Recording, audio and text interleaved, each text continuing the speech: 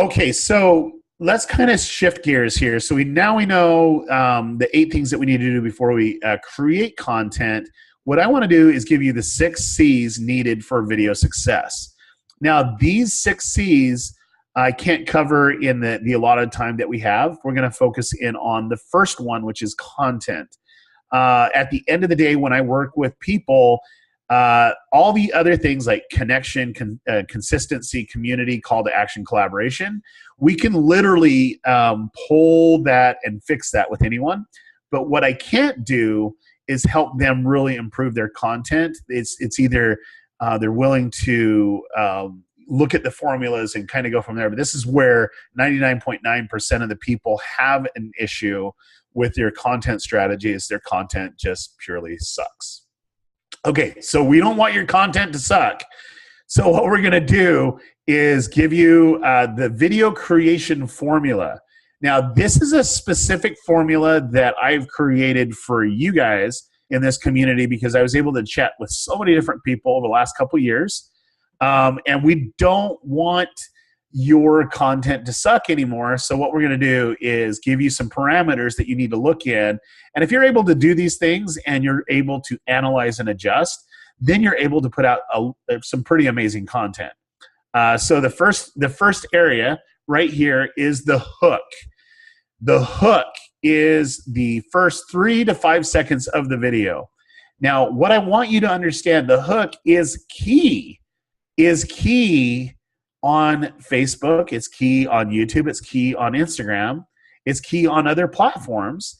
And why it's key is because you literally have, with sound on YouTube, or sound off on Facebook, or sound on or off on Instagram, depending on how they're swiping, is you literally have 3 to 5 seconds to grab their attention. But ultimately, you really need to understand that processing images is done in milliseconds. And so if you can't grab their attention in that amount of time, then people are going to move on. And so there is a little tolerance level that most viewers have, and it's about 3 to 5 seconds. So that being said, you got to be able to suck them into your video. What's the hook? Now, it might be a moment that's in your video a little bit later, but most of you are actually doing informational videos, and you're engaging with your communities, you're doing live streams. So what you got to do is hook them in a way that they would be interested. So if you are, basically writing making a video about a specific topic, then in that hook, it could be as simple as, hey, in this video, we're going to talk about this topic. Well, okay, I want to learn. I want to know. I mean, that's how simple the hook can be, and it can get a little bit more complex when you actually know and understand what's going to resonate with your audience to really, really suck them into it. Okay, so the hook is key. That's that 3 to 5 seconds. If you try to go any longer than that, let's say it's like 10 to 12 seconds, you literally will start losing traffic. You have to get it in that first 3 to 5 seconds. It's really, really important that you pull them in, because if they're hooked in that first 3 to 5 seconds, they will watch for about 32 seconds. You literally have 32 seconds after that hook that they'll watch. If they disengage, then that's when it totally starts to do the hockey stick effect, where it just drops down and then it just goes down to almost no one watching it. So the hook is key, and let's go ahead and do the next one. So the intro and the setup. So you're grabbing their attention with the hook, then you give your intro and setup what the video's actually about. You're giving an intro what the video's about, and you're setting it up of what they're going to actually learn. This right here, you literally have 30 seconds, because remember what I told you, if you had someone that was hooked into your content, how long do they last for on a video? 32 seconds. So if we're able to do the setup at that time, that they can kind of have an overview of what's going to actually happen in the video, then they're more likely to finish to the end of the video.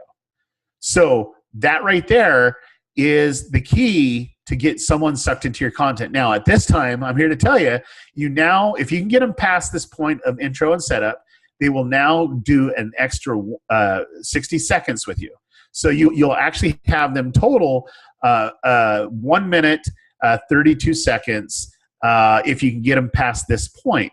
So knowing where people are dropping, if you're looking in analytics and noticing people are dropping off, then your intro and your setup is wrong. You need to start testing it out. You need to start looking at this, and you need to find a way that you can engage with them to really pull them into your messaging. And it might be a topic that they don't care about.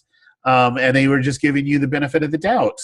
But by the time that you set it up or you did the intro, it was not necessarily the content that they were looking for. So the more that you can get it there, the better it will be. So let's go ahead and do the branding. Now, this is an optional thing. You do not have to do this. I personally like to do this, and I'm going to tell you why I like to do this, is because anywhere I went, I was actually at your event a year ago, and I come out to get ready on stage, and somebody in the audience goes, DarrellEves.com. And that's how simple it is. It's literally 3 seconds and of my branding that I have in my training videos. And sometimes, I'm telling you, it doesn't matter where I go, it's DarrellEves.com. And what are they thinking? When they see me, they're thinking of my branding, my website. That is super, super powerful. So doing it more than 7 seconds is outright insanity, okay? Keep it as close as you can. I like to do mine right 3 to 4 seconds max, but some of you would definitely have some things that you need to adjust to do that. I've seen a few of your videos, and some of them are like 20 seconds. Well, you're losing people after that. You know, they don't care how beautiful your branding intro is. You need to just basically keep it very simple. But I do love this. This is something that I do. And if you go on to GoPro or Red Bull, you will literally see their branding intro. GoPro is really good that they catch it in, they'll slap it on with the GoPro logo, and then it's like, hey, user submitted, customer submitted video. And that branding element is real, and it's something to engage. Okay. All right. So we are now jumping into the ReEngage. So after you do the branding intro, you have your hook, your intro and setup, and you have your branding intro. You definitely need to re-engage them. So you've got enough time. You need to be able to give a little bit more information than what you did for the setup. So if you're saying, hey, I'm going to teach you 5 things in this video, you do your branding. You do your branding little intro, then you come back in, you re-engage them. Well, guys, now we're going to jump right in and talk about those 5 things that we're talking about in this video, and you're able to re-engage them. But what I like to do is even take it a step further, where you're able to do a re-engagement of content. So if you're building an audience or you're building community, I like to. I know I have a little bit of give room that I can do a little self-promotion. So like on my YouTube channel as of late, because we've been testing and it's working so well, it says, hey, this video is all about YouTube. We talk about everything YouTube. We talk about, strategies. We talk about tactics, how to get more money, how to, get more subscribers, but ultimately making you more successful. So hit that subscribe button and the bell notification so you don't miss out. So literally it's like 8 seconds, but that's a way to re-engage with your community on a deeper level. And that's something that you can do. Now, I like to let them know. So like, let's say we're talking about the 5 things that you're going to learn in this video. I say, oh, okay, guys, now you know that we have videos coming out every week, and this video is talking about the 5 things that you need to know about this specific topic. That's a way to re-engage, but also to engage them on your community, which is a very, very big deal. And once you re-engage them in that 20 to 45 seconds, if you've done it right up to this point, they pretty much will finish the video. Depending on the length of the video, they'll pretty much finish the video because there's some buildup. And if you don't give them your master tip first, then, it's like, oh, I'm going to give you the basic tip. Well, no. You save that for the end, and they'll actually watch it to that specific point.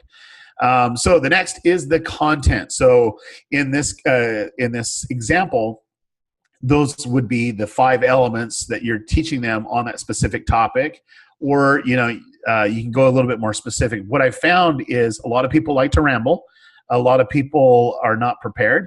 I would literally write down the elements that you want to cover, and make sure that you're using this formula, because then that way you're not deviating out. Or if you do, you can actually edit it down. I found on Facebook, I have videos that I put up for 45 minutes, and then I make the same video and I break it down into 4 minutes. The 4-minute one, using this formula, that 4-minute one performs hands down 10 times better than the one with 45 minutes. Even though the people want to there are people out there that want to engage specifically with that longer content, but where the issue is right here, where people are taking way too much time explaining the content instead of really giving them what people are learning and wanting to learn in that time. Now, on this call, it's a little bit different because you guys know that these webinars have been training for an hour, so you're pre-programmed to say, hey, I want this information. So that's one form of understanding your medium.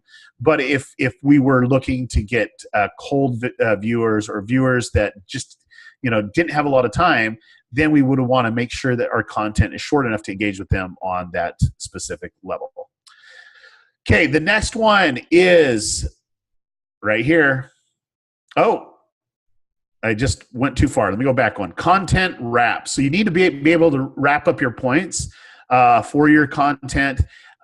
This content wrap is generally super short. I like to re-engage with them a little bit. Say, okay, these are the 5 elements. Is there one that I'm missing? Go ahead and put it in the comments.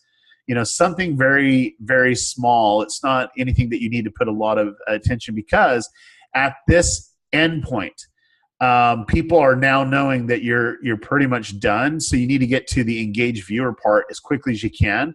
That gives you a few more seconds, because they are literally typing comments in to engage with you and the video. And that's what you're trying to do, is get them, if you're posing a question or you're engaging with them in a way that they need to post a question or, tag someone in, whatever it may be, to a specific post. That is amazing. And then lastly, you need to have that verbal CTA that is a call to action. If you just have something coming up says, hey, subscribe or like us on Facebook, that does not cut it. It does not cut it, because people need to be told what to do, not visually, but you need to verbally say, this is what you need to do. And that is the key. And the end is the close, whether it's a catchphrase or something you say every time. Like in one of my channels, I have it said, like, this channel is all about helping you be more successful and go out and have a successful day. I mean, that's basically it. That's my close, just very short. And that is pretty much the video creation formula.